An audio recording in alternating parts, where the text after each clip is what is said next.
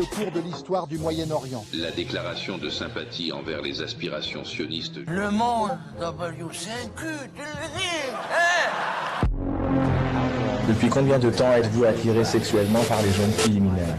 Un immense réseau de trafic sexuel avec des rabatteurs dans le monde entier. Je sais, mais j'ai un bon miroir. Non? Je n'ai pas touché un centime. Je ne crains rien, je me sens blanc comme neige. Tiens, prends un petit peu de fric. Les enfants d'un haut magistrat qui faisait partie de ces réseaux pédophiles et qui s'est fait assassiner. Et ils sont venus me raconter ça à la fin du spectacle. Il y a en France un homme politique, Dieudonné, qui nous inquiète. Nous devons parler de ce cas Dieudonné et faire quelque chose pour le faire taire. Là, t'es en terrasse. Est-ce que vous préparez un bracelet hebdomadaire avec Dieudonné? Oui, bien sûr. Plusieurs titres ont été proposés, j'encule la baronne de Rothschild, non, c'est trop vulgaire. Le titre, ce sera Le fil d'Ariane. Oh my God!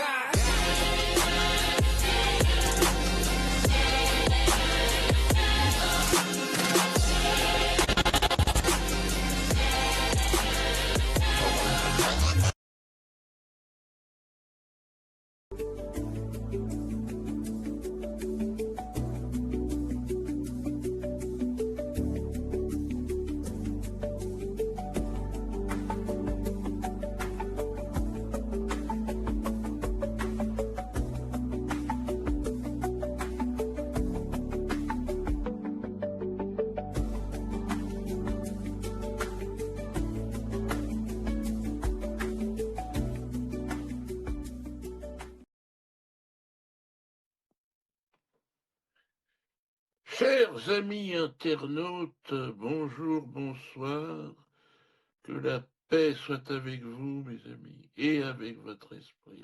Nous vivons des moments extraordinaires, féeriques, du jamais vu.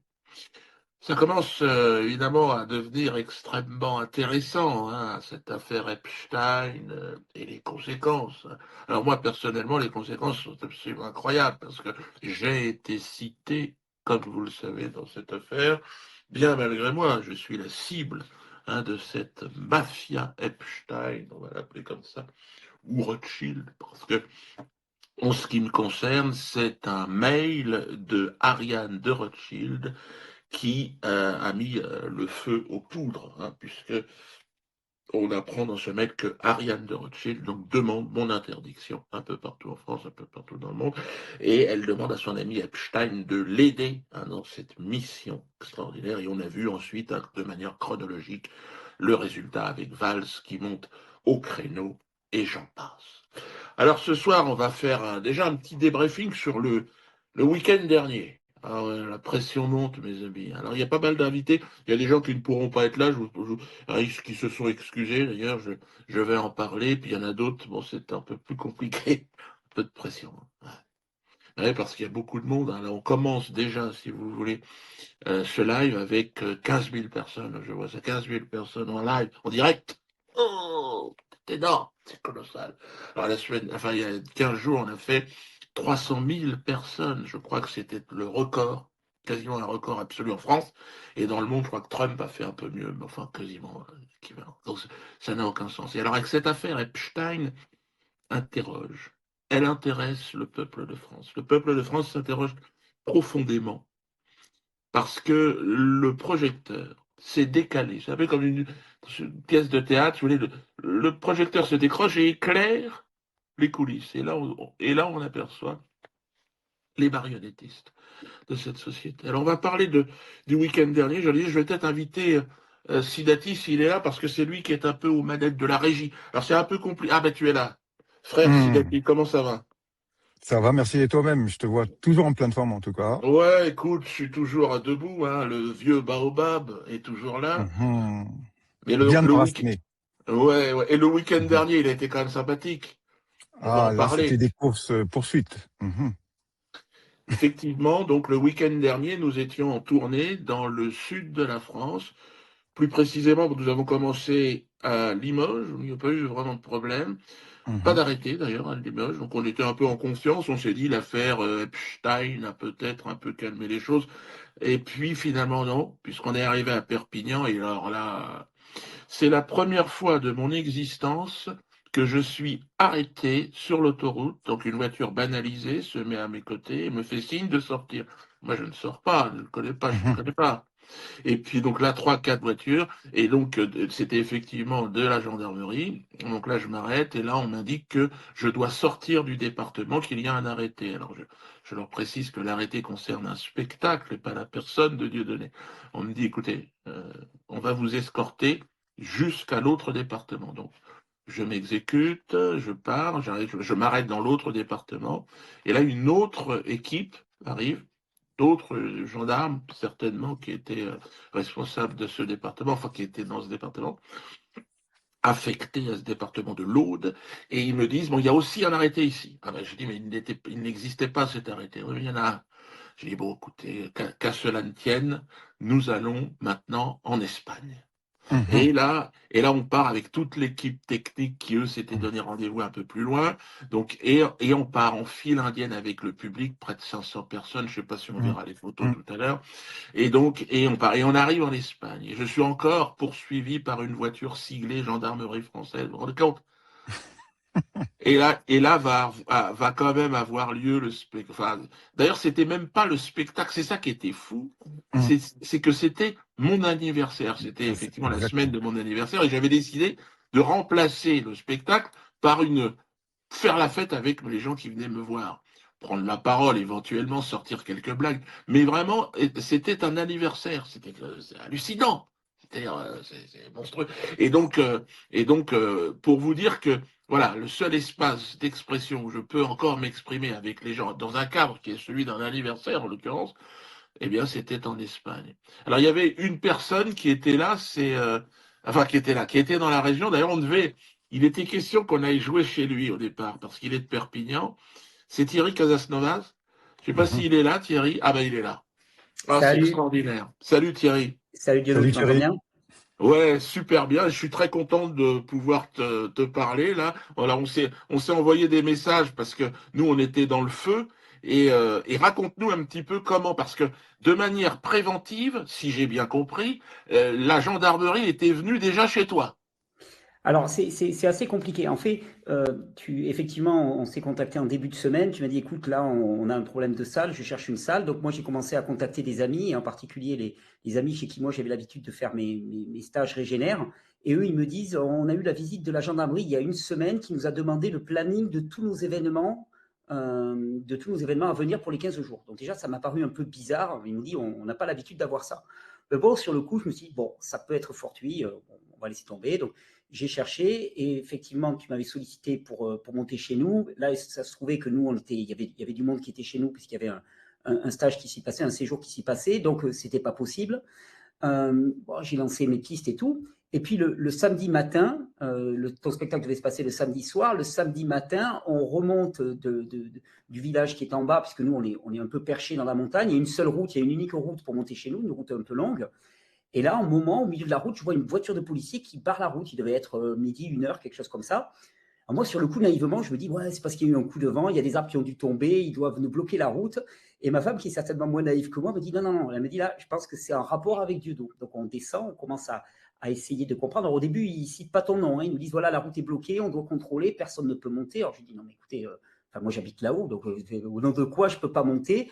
On commence à les travailler un petit peu et on comprend rapidement que c'est parce qu'ils soupçonnent que tu pourrais venir te produire chez nous. Alors, ça a été un énorme après-midi parce qu'en plus, nous, ce jour-là, effectivement, il y avait 40 ou 50 personnes qui devaient monter pour assister au séjour qu'on allait organiser. Donc, nous, on leur dit, écoutez, c'est pas possible. En fait, non, ils ne montent pas et puis, en plus, vous ne pouvez pas bloquer les gens. Donc, on a dû leur donner toute la liste des personnes qui allaient monter. Mais ça a été incroyable parce qu'en fait, au fur et à mesure de l'après-midi, ce n'était pas 2 gendarmes, ça a été 4, plus 6, plus 8. Après, on a le PGSM, le peloton d'intervention de la gendarmerie qui est arrivé avec cagoule, flashball. En plein milieu de cette montagne où il n'y a que des pauvres retraités qui sont dans leur masse. Les gens les regardaient, tout le monde se faisait filtrer. C'était une situation assez complètement délirante. Et moi, ce qui m'a le plus amusé, c'est qu'en plus, certains de ces gendarmes, je les connais puisque j'ai été pendant 3 ans quasiment assujetti à un contrôle judiciaire où je devais pointer tous les jours à la gendarmerie. Donc, ça crée des liens forcément. Et il y en a un en particulier, je te raconte l'anecdote parce que ça m'a amusé. J'avais été amené à échanger avec lui en off et en fait, il est fan, tu vois, il est fan de Diodo. Et donc, moi, avec un clin d'œil, je lui dis, bon, ben, la prochaine fois, si ça se passe chez nous, je vous inviterai. Et le mec, il se tortillait, tu sais, pour que surtout ça soit pas entendu parce que, voilà, c'est pas audible.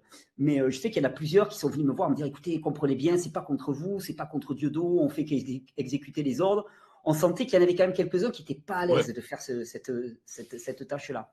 Et dernière petite quand même anecdote par rapport à tout ça, ce qui est assez amusant quand même, c'est qu'à un moment, parmi les voitures des personnes qui devaient monter pour le séjour chez nous, il y a dans une voiture un gars qui arrive et qui était de couleur noire, peau de couleur noire, avec une petite barbe. Et à ce moment-là, je vois les gendarmes monter. Alors, d'un seul coup, ils font quasiment demi-tour sur la route. J'ai vu Dieudonné dans la voiture là-bas. Ils se lancent dans une chasse à la. C'était un Peugeot Partner un peu déglingué. Ils se mettent une chasse à cette bagnole. Le gars qui montait pour le séjour chez nous, il ne comprend pas pourquoi il se fait cerner par tous les gendarmes, tu sais, en mode un petit peu offensif. Enfin, c'était. Et puis, surtout, moi, ce qui m'a surpris, enfin, ce qui m'a choqué, c'est à quel point. Tu vois, on a trouvé Dieudonné, enfin, c'était le truc. Et d'ailleurs, je me suis posé la question, tu le disais toi-même en introduction. En fait, c'est ton spectacle qui est interdit, c'est pas toi. Je me suis dit, et qu'est-ce qui serait passé si Diodo avait dit, bah, moi je monte, je vais aller me reposer chez Thierry. Voilà, je dois aller me reposer dans la montagne, j'ai envie de me mettre au vert. Qu'est-ce qui serait passé? Eh ben, il se serait passé ce qui s'est passé sur la route. Il m'aurait dit, monsieur, on va vous escorter jusqu'à. Alors là, ils m'ont dit en fait jusqu'au département suivant, mais en fait c'était l'Aude. Mais même dans l'Aude, apparemment, ils allaient m'escorter jusqu'à Montpellier. Donc, comme j'ai fait demi-tour, ensuite, nous sommes allés en direction de l'Espagne, ils nous ont quand même suivis. Et puis, il faut imaginer un cortège avec, je sais pas, on devait avoir 300 bagnoles. Mais c'est hallucinant. Là, parmi les policiers, ils m'ont dit, on comprend pas. On a eu, ils ont appelé du renfort, je sais pas, quelque chose comme 10, 15 quarts de CRS, de police. Non, mais c'est hallucinant. Il devait y avoir 80 ou 100 personnes mobilisées. Non, mais tu vois, moi, ce que ça me suscite comme réflexion, c'est qu'en fait, de ce que je comprends, ton spectacle il est interdit pour trouble à l'ordre public. Et en fait, le trouble à l'ordre public est plus généré par les mouvements de gendarmes que cela induit que par le spectacle lui-même. Parce que je ne crois pas que ton spectacle ait induit le quelconque trouble à l'ordre public. Non, en plus, cette semaine où c'était vraiment mon anniversaire et c'était dans un cadre privé. On n'était pas dans un cadre de spectacle. Je l'avais prévenu et c'était inscrit sur le site. Donc, c'était vraiment... C'était incroyable cette semaine. Ça ne m'était encore jamais arrivé. Nous, en tout cas, on l'a senti à notre niveau. Hein. Je peux te dire qu'il y avait une tension qui était réelle et c'était surréaliste. Enfin, tu vois, un déploiement de policiers en plein milieu de la montagne, là, au milieu de rien. Enfin, c'était ubuesque. Bon, bah écoute, en tout cas, merci pour ton témoignage. Je crois qu'on a un autre témoignage, c'est celui d'Antoine, qui lui, c'était un spectacle à Nice et pareil. Même, alors là, cette fois-ci, c'était le spectacle, c'était pas mon anniversaire. Et là, on avait réussi à s'installer. On était dans la montagne aussi. Ah ben, il est là. Antoine, salut. Tu peux en parler de cette soirée incroyable et mémorable de Nice? Ah, c'était magnifique. Salut Diodo, évidemment, Sidati et Thierry. Vous connaissez peut-être pas avec Thierry? Si, on se connaît avec Thierry, bien sûr. D'accord. Si, on se connaît, j'aime beaucoup Thierry. Alors, ouais, c'était un plaisir de venir te voir dans le froid, dans les hauteurs de Nice, où on s'est caillé, hein, clairement. Et donc, on est arrivé, donc je ne sais plus le nom du patelin, là, Cassol ou Cossal, ou je sais pas quoi. Cossal, ouais. Cossol, ouais, c'est ça. Cossol, ouais, c'est ça. Donc déjà, c'est vraiment très, très haut, au-dessus de Grasse. On s'est pointé, on est arrivé en voiture, forcément, au point de rendez-vous. On s'est fait bloquer à 2 ou 3 kilomètres du lieu de rendez-vous parce que il fallait prendre des chemins dans la forêt. Oui, parce que il est chassé, Diodo. C'était tel un sanglier. Ouais. On va le chercher dans la forêt parce que les flics, en fait, ils nous ont carrément barré la route. Donc, ils ont pris les plaques d'immatriculation, ils ont pris les pièces d'identité de tout le monde. Donc, alors, c'était un spectacle interdit, mais ce n'était pas interdit d'aller voir Dieudonné, même s'il ne jouait pas de spectacle. Voilà. Et donc, on s'est mis de côté, on a